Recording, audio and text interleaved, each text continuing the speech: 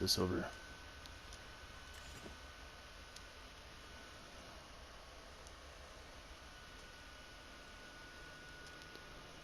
Alright, this is my werewolf build for the Flames patch.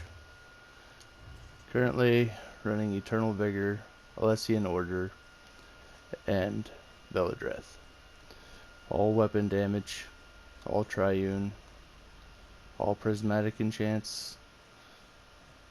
Everything's in pen and heavy, and the chest is reinforced.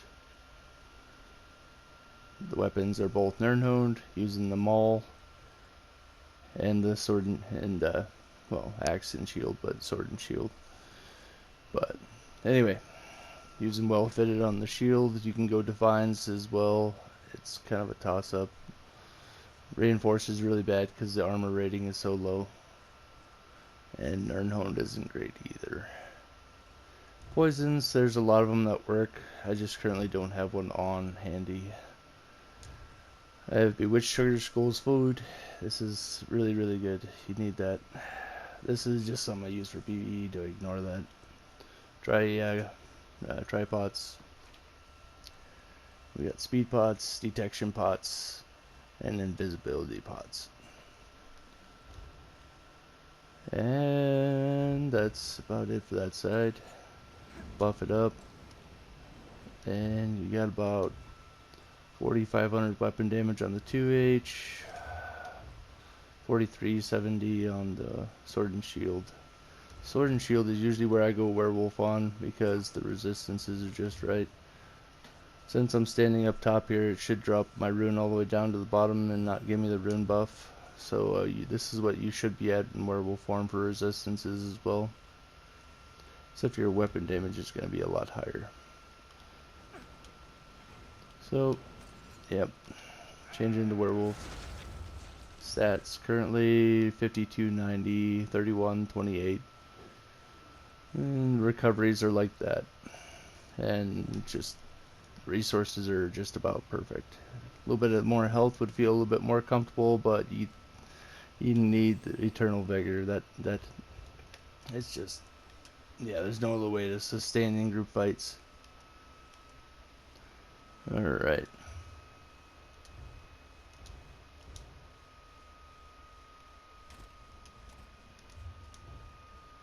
Advanced stats. This is what they're like. Break freeze is still a little high. Bash is still about where it's gonna be. You can't get around that. And yeah, that's the long and short of it. Sprint speed, the thing is glitched out on this console, so I don't know what to say about that. Currently we're running the Steed Mundus, and that's about it. Alright, give you a quick dummy parse, that way you can see what's up. That's gonna run out, isn't it?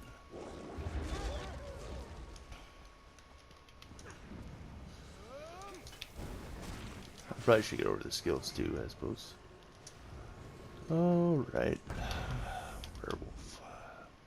Of course, you definitely gonna need all your heavy armor passives, and you guys should know this stuff. Anyway, yeah, pack leader. Definitely need that 10% less damage from that. Brutal Pounce. Why? Because Feral Pounce is just not worth it, and you almost never use, the active effect anyway, but when you do, you get the little damage boost, and it's kind of nice. Terrible as an execute, but what can you do? Hercine's Fortitude, as always. Even with this low health, you're still getting a 17k heal. It's strong. In CP, it's really, really strong, but I mean, most of the time I play BGs, and it still hits for, I'd say, 8 to 14k usually. Deafening Roar. Gotta do those resistances, and of course, you get the savagery and stuff like that, and off balance. Alright. And then your damage boost for your other, for Hell of Agony.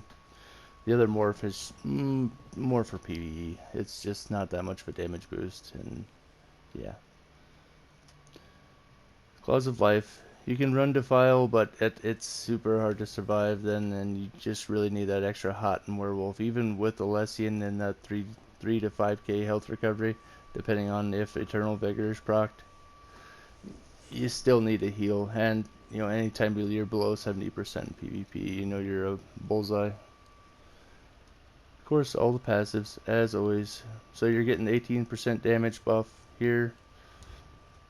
The reason why I went with a Templar and it's an Imperial is, well, Imperial just has really nice passives that benefit Werewolf really well. Health, stamina, and reduction. Also, the Templar does just about the same thing. Well, close anyway. Not that one. Reduces cost. And increases weapon damage by 6% and spell resistance. So they benefit each other a lot. Anyway, that's about it for this. Have a good day, guys.